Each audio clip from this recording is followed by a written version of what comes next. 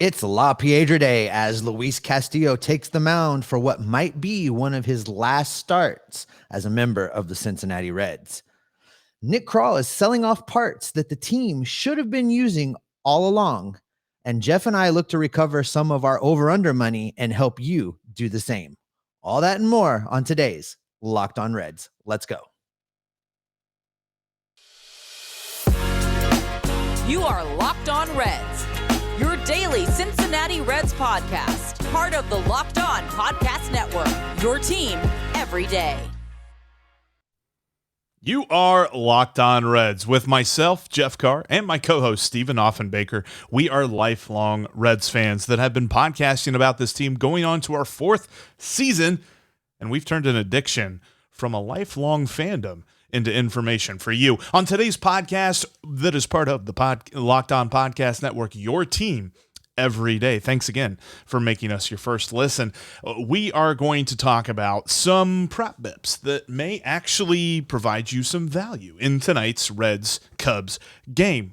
But we are first going to start with the most recent iterants of La Piedra Day, because there's not going to be a whole lot more of these, Steve. I think we are talking about a period of time of transition.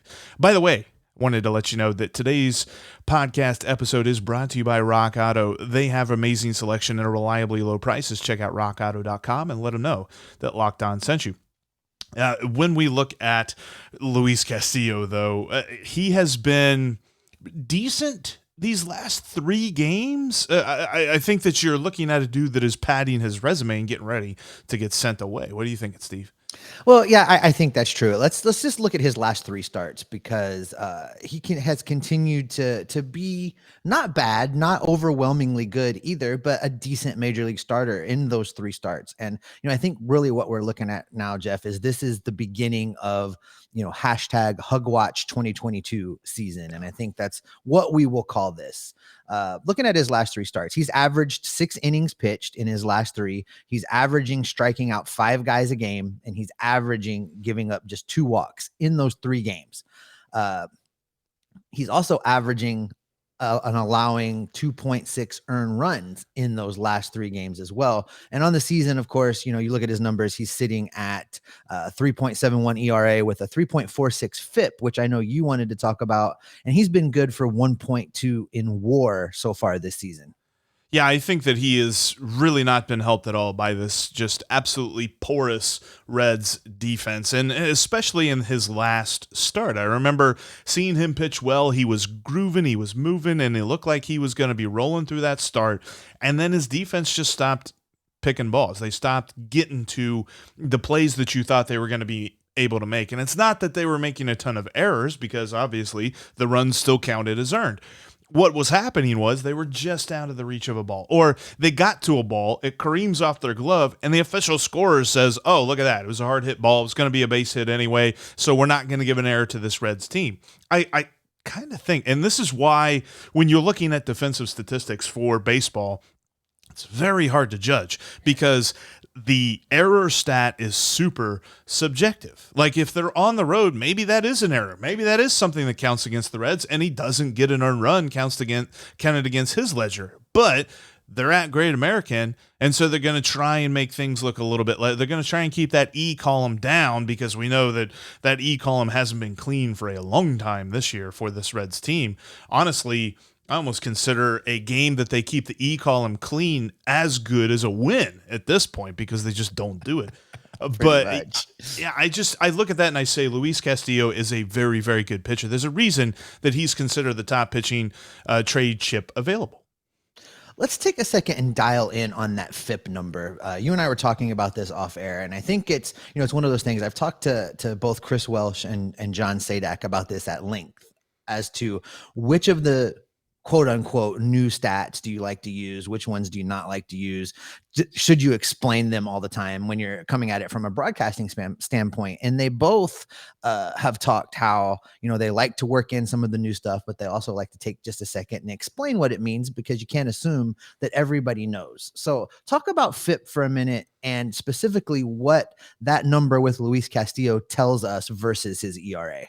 So FIP takes out the defensive variable that ERA counts. Like, it takes out hits. It's something that they look at when strikeouts, walks, homers allowed, things that a pitcher can control. And it tries to equate better exactly what Luis Castillo can do, because I think when you look at the number, it's a little bit lower, and in some cases you can point at pitchers whose FIP is a lot lower than their ERA. So his maybe says that he's not getting super unlucky, but he's still getting unlucky, because when the FIP is lower than the ERA, that means that he himself is controlling what he can control pretty well, and his defense is hurting him, which in this case is what happened with Castillo. I think there's a lot of cases where you can look at FIP, and then especially XFIP, because XFIP is more of a predictive stat because it also factors in the homer to fly ball ratio, which, yes, your eyes are glazing over as I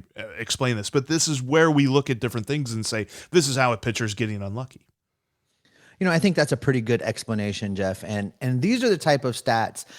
I hear the arguments from people that talk about, well, you're inventing new stats, and it's really not inventing anything new. It's just choosing what data sets you look to compile together to figure out how it best paints a picture. And in the absence of a metric that can tell me about defense, and I agree with you, outside of the good old eye test, there is really not a lot out there that will help you pick out a defensive ranking. I think this is a good option to use in figuring out if a defense is letting a guy down or not. So that's kind of why I wanted to include it today. Now, looking at Luis Castillo, he's going to start today. I imagine we get at least one more out of him realistically before the trade talks really, really heat up. I wonder, and I'm going to ask you to speculate just a little bit right now. I wonder how that impacts Luis Castillo, because he has to know he's number one on the trade list. He has to know that he's probably the guy that every GM calling Nick Krall is asking about first. Do you think that will motivate him? Do you think he's going to treat this as an audition, or do you think that it could disrupt what he normally does? I don't think it's going to be a disruption. I think it'll kind of motivate him a little bit, because you're talking about a dude who for years now has deserved a contract extension. He has deserved the Reds coming to him and saying, we'd like to keep you around a little bit longer and pay you more than you're going to be making in this arbitration process, and also buy out one or two of your free agent years. That didn't happen. Now, maybe it did happen behind the scenes and we just didn't hear about reports because maybe really nothing materialized, but then also, Luis Castillo didn't feel disgruntled by it or anything like that. And it could also be that Luis Castillo has always wanted to test the open market, and they just haven't reported that either, because Luis Castillo, ever since he has come up with the Reds, has been nothing short of a model player when you're talking about what he is off the field, what he is with his teammates in the clubhouse. We're not talking about a dude that is self-centered. We're not talking about a dude that's going to cause problems. We're talking about a very good ball player who keeps to himself. So I look at this and I think that this kind of motivates him, if not slightly. It definitely doesn't motivate him like chasing a pennant or trying to get into the playoffs or helping his team win a ball game, because, yeah, there's a little bit of that feeling. But honestly, when you're at the position that the Reds are in, like Baseball Reference, and I know that this updates daily, but Baseball Reference always has the percentage chance to make the playoffs. It's now less than 1% for the Reds. Not as if we needed to know somebody to tell us that. But it's not zero. It's not, yeah. So you're saying there's a chance. It's not zero. Oh, but my. I think even the players know where the day in and day out wins and losses of this team now no longer matter. It's more about the future. And Luis Castillo sees the writing on the wall that he's much more valuable as a trade chip than he is staying here in Cincinnati, so he wants to audition. There's reports of the Yankees being interested. There's reports of the Mets having interest in Tyler Mahle, which I don't know why you would have interest in Tyler Mahle and not Luis Castillo, so I'm sure the Mets are looking. The Dodgers, the Blue Jays, the Twins, everybody is interested in this dude. And honestly, I said it yesterday, and I'll say it again. I'll say it until somebody trades for him. If you're a general manager and you're not interested in Luis Castillo, you should be fired. He is an amazing pitcher. So I think this motivates him to pitch just a little bit better, because, I want this dude to get a ring.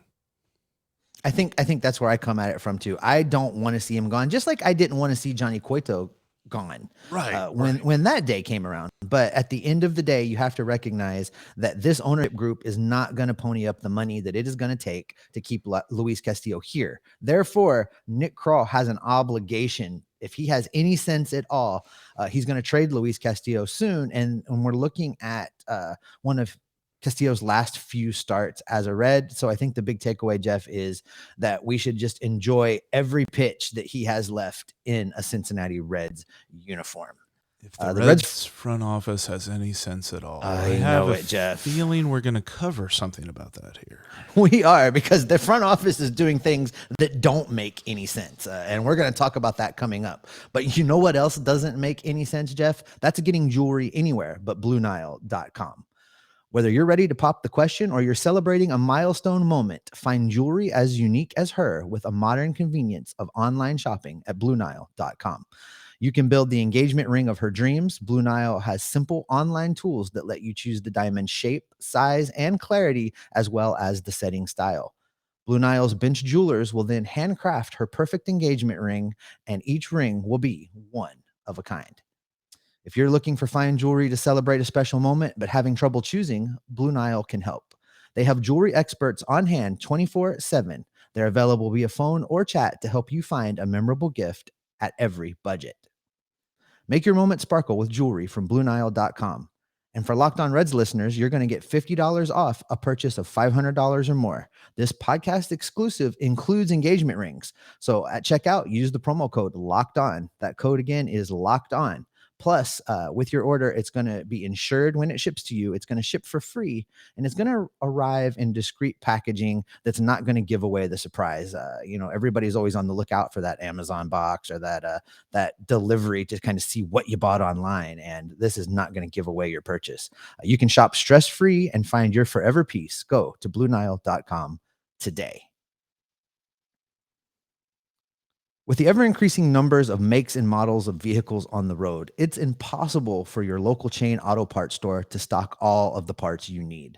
Why endure often pointless and seemingly intimidating questioning from a salesman like, is your Odyssey the LX or the EX edition? What type of motor is in it? How many cylinders? How much horsepower does your car have? What trim package did you order? The list goes on and on and on. And then you wait while the person behind the counter punches some things into the computer, choosing the only brand that their warehouse happens to have in stock.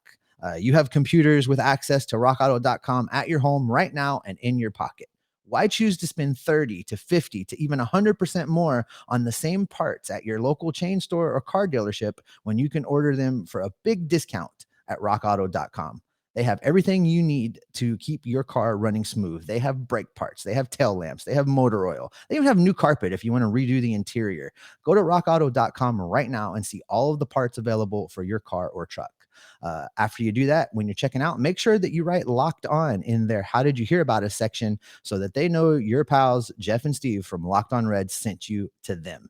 They have amazing selection. It's reliably low priced, and they have all the parts for your car that you will ever need at rockauto.com.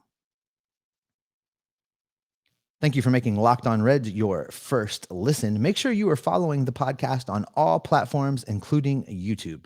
Coming up tomorrow, Jeff and I will review Luis Castillo's start at Wrigley Field, and we will get you set for Green Day. And I don't mean the band.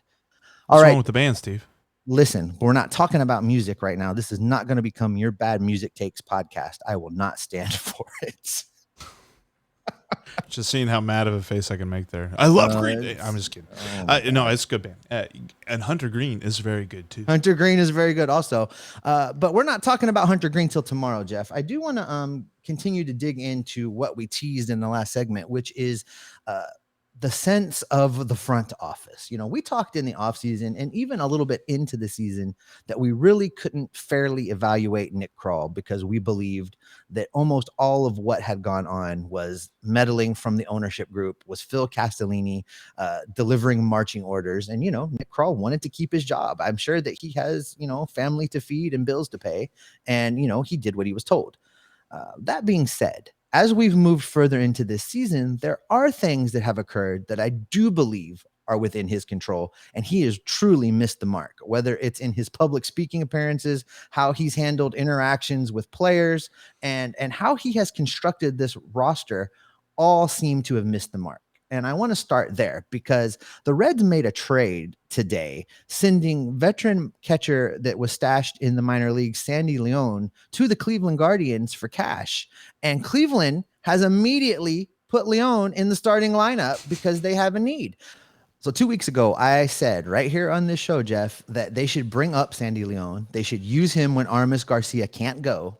And they should have that veteran catcher experience. Even if he didn't hit, it didn't matter because the other options weren't going to hit either. They needed somebody that was a veteran that could handle the pitching staff and could contribute when they were forced into the lineup. Apparently, Nick Krall didn't agree with me because Leon has been just squandering, wasting away at minor league level. So now we see that he does actually have some value, and he brought some money to Bob Castellini's bank account. And now he's starting in the major leagues for the Cleveland Guardians. And this is just another in a long line of examples of how this front office has missed the mark on at least keeping this team competitive during all of this massive run of injuries. Yeah, and I think, if you're sitting there and you're looking like, okay, Sandy Leon, guys, are we really worried about Sandy Leon? In a vacuum, this move is whatever. Sandy Leon's career, he has been a replacement level catcher. Here's the thing of it, though. This is another point in a long string of points about little things that Nick Krall misses on. It's things that this front office lets go. Sure, they've hit on some waiver claims, but let's be honest with you. Those waiver claims are more just, kind of throwing a dart at the board and hoping it sticks. Sometimes they stick. Sandy Leon was here. Sandy Leon was on the roster. And they went and they pulled up Chris O'Kee, and Chris O'Kee just looks overmatched. Every time I watch that dude catch. Now, he's gotten better at blocking the pitch in the dirt, but he looks overmatched at the plate. He is an automatic out when he hits, and I don't necessarily know that there's much to him on the defensive side of the ball. So I wonder why on earth Sandy Leon was never called upon. This is a situation where the Reds needed a veteran presence. You have a pitching staff full of young guys, whether you're looking at the starting rotation with Hunter Green and Graham Ashcraft or the bullpen, which is built on rookies that need a veteran dude behind the plate to help them through. So when you've got a guy like Chris O'Kee who's just trying to find his major league legs and failing to do so, that only compounds the problem with the pitching staff. So this is a situation where I don't look at it as the reason that I think that Nick Krall just doesn't seem like a good general manager. I look at it as another point on the list of things as to why he's not a good general manager. And here's why all that matters, Jeff. We are heading into, again, we're going to call this Hug Watch 2022. There are some significant, highly valued players that the Reds need to flip during this period of trading before the deadline. This is an opportunity to really get this team positioned to be the team we think it can be in 2024. They have to get this right. And these type of decisions, these little decisions that in the grand scheme of things seemingly may not matter, make me question Nick Krall's ability to get this right and to trade away these guys. We're looking at a list right now. There are some guys that could bring a decent return. We know that Luis Castillo should bring in a haul. We know that Tyler Mahle should bring in a very good return. And then you've got guys like Tommy Pham and Brandon Drury and Matt Reynolds, who all could bring you value in finding the right deal. And I really am worried that Nick Krall can get that right. Yeah, because we have hammered home the point that back in 2015, when they finally started to rebuild, they waited too long to rebuild in the first place, they failed. They did not make good trades. They did not make good draft picks, and they really set themselves back to a point now where they're basically rebuilding to rebuild the rebuild. And now we're looking at basically the same people. They've done a better job of setting up their scouting department and their minor league organization, but you're still talking about the main culprits at the top. I mean, Walt Jocketty's still helping make decisions for this team. He was a big proponent or a big part of the decision-making back then. And now we are looking at the same team of decision makers that are going to fix the problem that they created. And I don't necessarily have a lot of faith in that. And it's because of these small decisions that are also compounded with the large decisions that they miss. Like if a team misses on a big trade, you can talk about some stuff. people hammer the Pirates for making that Chris Archer trade because that basically helped build the Rays into what they are now. But you look at them now, they've righted the ship. They've figured out some stuff because they hit on a bunch of smaller things. The Cubs, are you telling me that Christopher Morel was a really celebrated draft pick or really anybody cared when he got called up? But he's a pretty solid player, and we're going to see a lot of him in these next 3 games where we're going to be like, this dude, even though his name sounds, Morel mushrooms and stuff like that, you just think it make you hungry, want some mushroom pizza. But you're going to be looking at a good baseball player. It's things like this that the Reds miss and are in the position that they are in, where we keep saying, well, if they spent more money, they'd be better, because they have to throw money at the problem, because their development didn't get them to the place they need to be. You just hit on a great point, and I forget this, and I think a lot of us forget this, that guys like Walt Jocketty are still around influencing the decisions that are going to be made. Yeah. We've talked about the fact that we believe that Phil Castellini has really become the day-to-day guy, that Bob's not making very many decisions anymore. And we know, because he said he did it, Bob Castellini, that is, has meddled in the past on trades. The Reds could have traded Billy Hamilton back in the day and gotten at least something for him. And Bob Castellini vetoed that trade. The Reds are in a position, again, to trade guys that are popular right now, like Brandon Drury, and get a little bit of a return. And I just hope that the powers that be stay out of the way and let Nick Krall do his thing, and we can give him a fair evaluation. That's really going to be the test. Who, at the end of all this, is going to be the guy calling the shots on trade deadline day?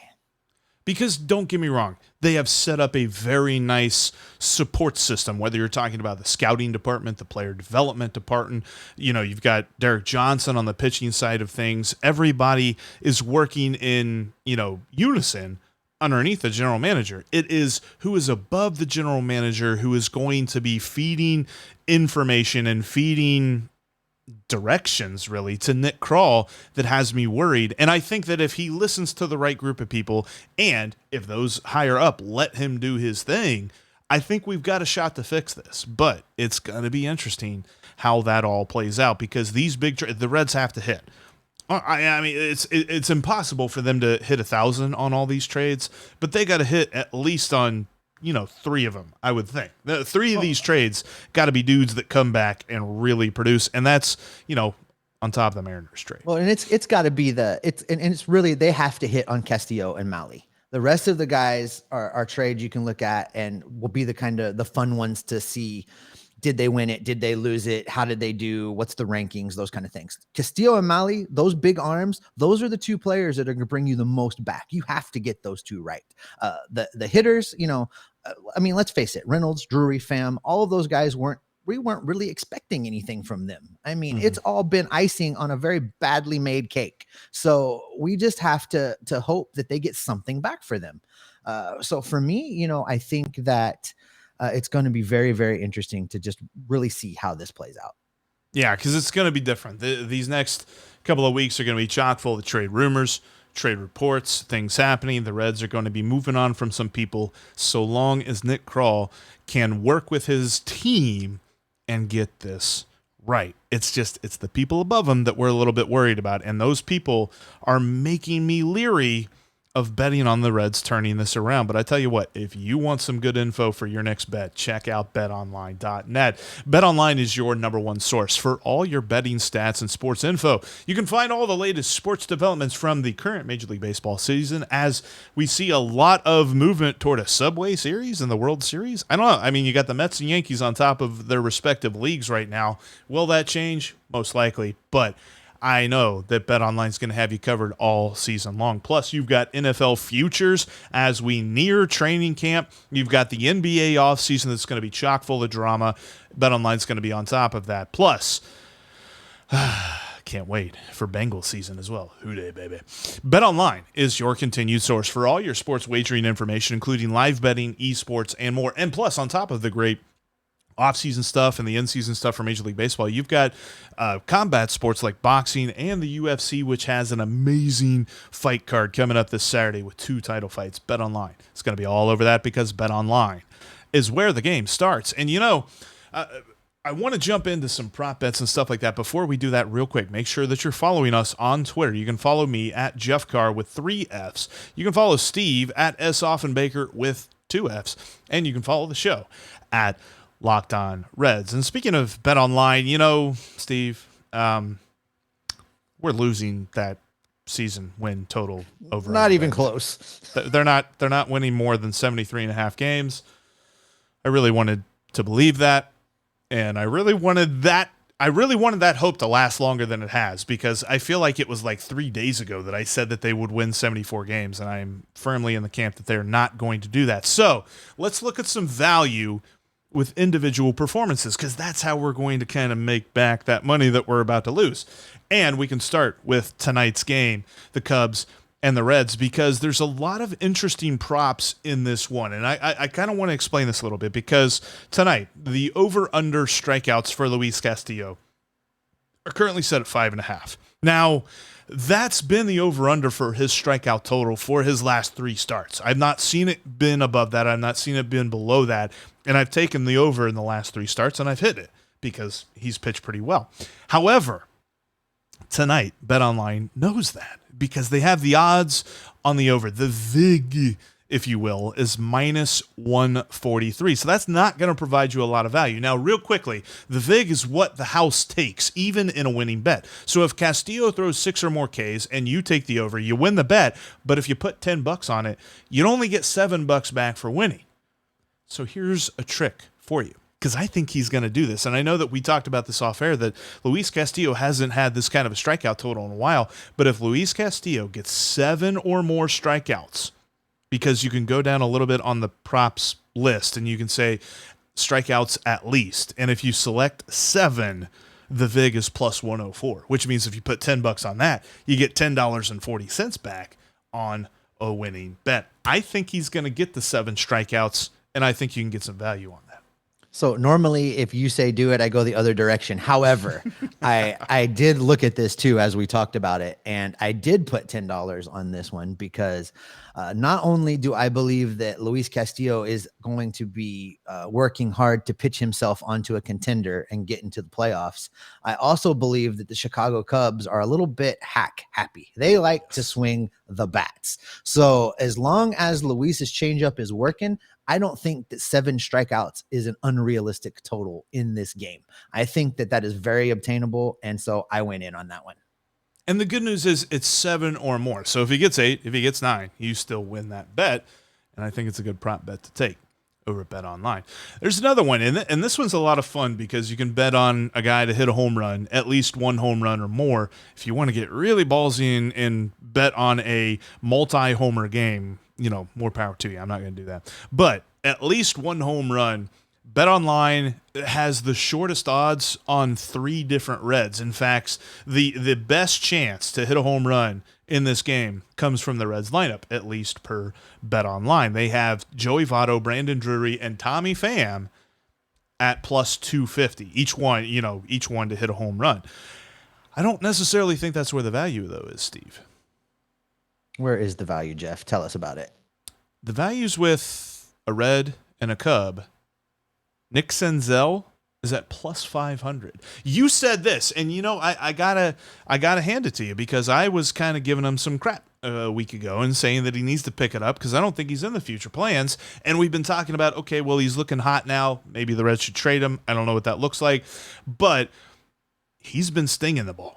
And this could be the opportunity for him to hit one over the ivy and get a long ball. And if you take the bet on Nick Senzel to hit a home run, it's plus 500. That means if you bet 10, you're going to win 50. You're going to net $50 whenever he hits that home run. Having watched him in person the last couple of days, he is playing well. He looks good. He looks comfortable. And he was making great contact. Again, on Sunday in San Francisco, he went 3 for 3 with a walk. He was on base 4 times.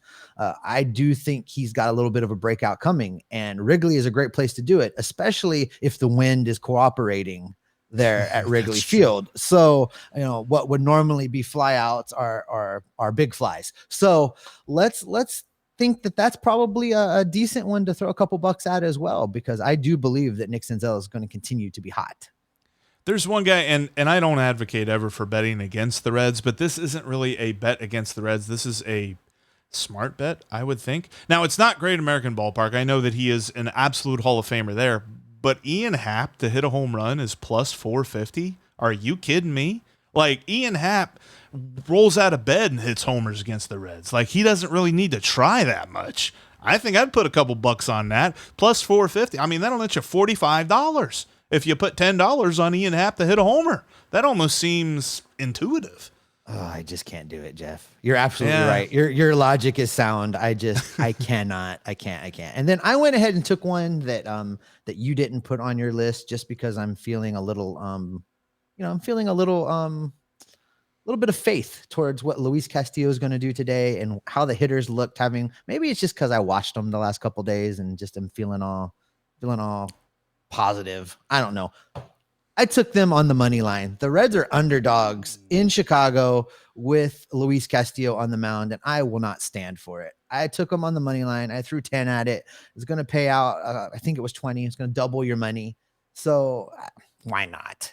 Yeah. And that's 20 total. So, if you bet 10, you'll make a little bit over 10 on the net, and then you'll get 20 back. When it comes to that over, I think I'd be jumping on that too. Honestly, Keegan Thompson, you look at his numbers, he's had a nice year, but he's a dude that was a reliever turned starter.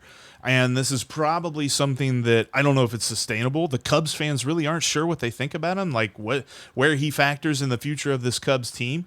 But I know this, he's pitched against the Reds 4 times as a relief pitcher, total of 3 innings. He's not allowed to run, but he's allowed 4 hits and 2 walks in those 3 innings. So I think that the Reds have a shot. And he's a righty. We're not talking about a, crazy lefty that's just going to do something crazy against this lineup. We're talking about a right-handed pitcher here. I think that's an interesting one. And one other quick one, too, before we go. This one's a funny one. The first inning, there is a it almost seems like a given to me. The total hits, runs, and errors. You put them all together. In the first inning, the over-under is 2.5. I think this is a game that we're going to see some runs scored, and I think it's weird that the over-under is kind of small on this, but I'm not going to touch that. I'll say this. I think that this is an easy bet for me. I take the over on that, which the VIG is minus 113, so you're not going to get exactly $10 back if you bet $10, but over-under 2.5, you're talking about a Reds defense that is porous. You're talking about a couple of pitchers that if Luis Castillo is off, the first inning is when he is off. And Keegan Thompson, I think that the Reds can hit this guy. So hits, runs, errors, over 2.5 first inning. I'm taking that. I'm taking Nick Senzel to hit a homer. I'm taking Ian Happ to hit a homer. And I'm taking Luis Castillo to strike out 7 or more Cubs. And I'm following you. Money line, baby. Let's go. Let's see if we can recoup that, what now seems like a bad bet for the Reds to win 74 games or more. Well, clearly there's game-by-game value with the Reds if you just know where to look. And we're going to continue to look for it for the rest of the way because we are going to get our money back for sure. I think that's probably a great spot to wrap it up for today, Jeff. That's going to do it for this edition of Locked On Reds. Coming up on the next podcast, we will continue to break down the series between the Reds and the Cubs and review how Luis Castillo did on the mound today and get you ready for some Hunter Green.